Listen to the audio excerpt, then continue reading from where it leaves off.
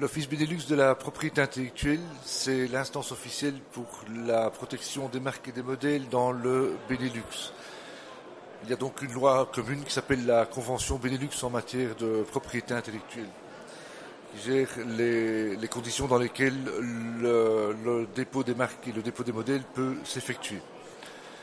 Alors le dépôt des marques, la marque c'est très important, la marque soutient le produit, c'est la face visible de vos activités. C'est aussi un nom qui va être porté valable dans le Benelux, mais également à l'étranger, puisque il y a des liens qui se font entre le Benelux et différents organismes internationaux. Ce qui est très important pour le dépôt d'une marque en préalable, c'est d'effectuer une excellente recherche d'antériorité qui peut se faire sur le site de l'Office Benelux ou bien alors sur le site de TeamView, qui permet de faire une recherche croisée dans différents pays, dans tous les pays de l'Union européenne, dans le registre de l'Union européenne et également dans le registre international, ainsi que d'autres pays. Ce qui permet de savoir à l'avance si la marque est enregistrée dans ces différents pays. Ce qui est important puisqu'on ne sait jamais à l'avance si on va effectuer des dépôts ou des activités à l'étranger. Le dépôt d'une marque se fait très facilement parce qu'il se fait complètement en ligne.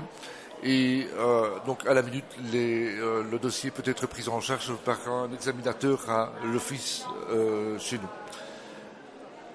Il y a différents outils qui sont disponibles, notamment la classification. Donc c'est pour savoir dans quelle branche on doit enregistrer sa marque. Il y a des textes bien spécifiques. Et donc tous ces textes, toutes ces aides figurent sur notre site. Par ailleurs, il y a également la possibilité pour l'office de refuser les marques qui seraient descriptives ou déceptives par exemple, et une jurisprudence est disponible sur notre site pour savoir à l'avance quel genre de marque on pourrait enregistrer ou pas enregistrer. À titre d'exemple, si vous enregistrez ou si vous voulez enregistrer la marque TopSoft pour des logiciels, ça ne peut pas se faire parce que Top est une indication de qualité et Soft une abréviation usuelle pour software. Donc si vous voulez enregistrer ça pour des logiciels, ça n'ira pas parce que la marque est considérée comme descriptive.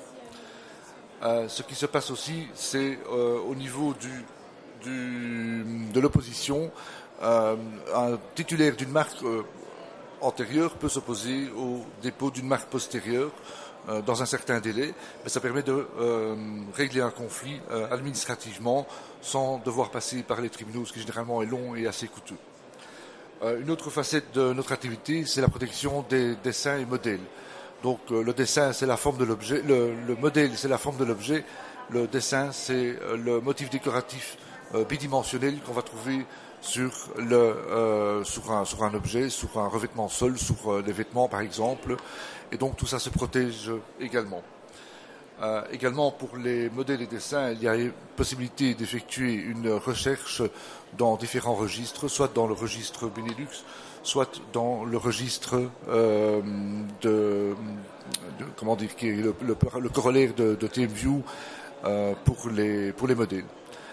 Une troisième facette de nos activités, c'est l'e-dépôt. Alors l'e-dépôt, c'est un outil très intéressant parce que c'est un moyen de preuve.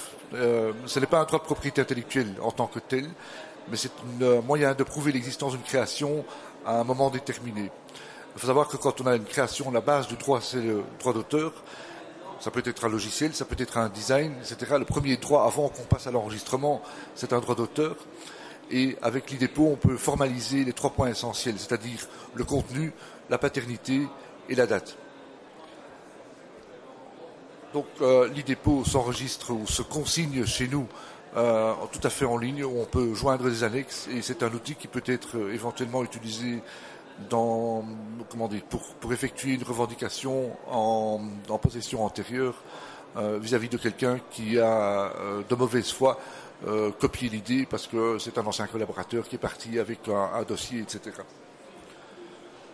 Alors, au niveau alors voilà, je termine en disant que la propriété intellectuelle, c'est quelque chose qui est tout à fait incontournable pour l'entreprise aujourd'hui, qu'il y a des outils qui existent et qu'il faut absolument les protéger pour avoir un monopole d'exploitation, mais aussi un monopole d'opposition, donc pour s'opposer aux autres. Merci pour votre attention.